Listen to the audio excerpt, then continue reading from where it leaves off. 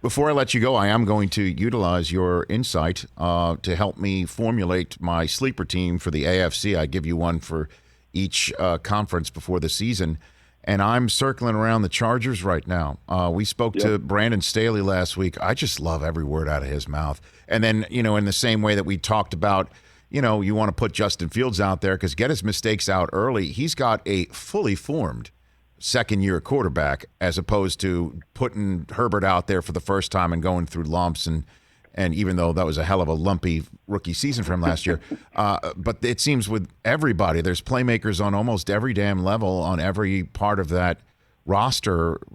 What do you think about the Chargers season since you and Matt Money Smith will be calling those games locally here in Los Angeles? Yeah, well, first of all, we're both very happy that the preseason is over and the regular season has arrived because of kind of the adoption of the don't play any starters philosophy that Brandon Staley brought over from Sean McVay. So I'm excited to get a chance to see all these frontline players get out there against Washington. And Money and I were talking about this the other night, Rich. This is, to me, I think has got a chance to be the best offensive line they've had in a decade. And that's something Phillip Rivers just wasn't afforded to have that consistent offensive line play. They have a chance to have a really, not just an okay offensive line, a really good offensive line.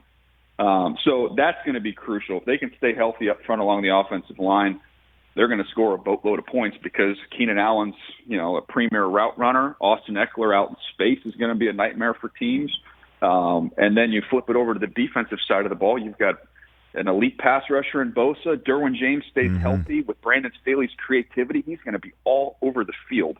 And I think it's one of the more talented, deeper linebacker groups in the NFL. And I don't know that many people know this group, but when you see Kenneth Murray in this scheme, he is going to go nuts in this. And Kaiser White and Drew Tranquill, these guys are all low 4.5 speed guys. And so it's going to be a really, really good defense. Again, to me, it comes down to the offensive line. If they keep the offensive line healthy, they're going to win a lot of games. Well, before I hear it, let you go, and before I hear it from my guys here, is it possible to put a division winner like Pittsburgh as a sleeper team? Is that possible to do something like that? Because nobody's talking about them. Everybody thinks they're going to stink, and I don't believe it.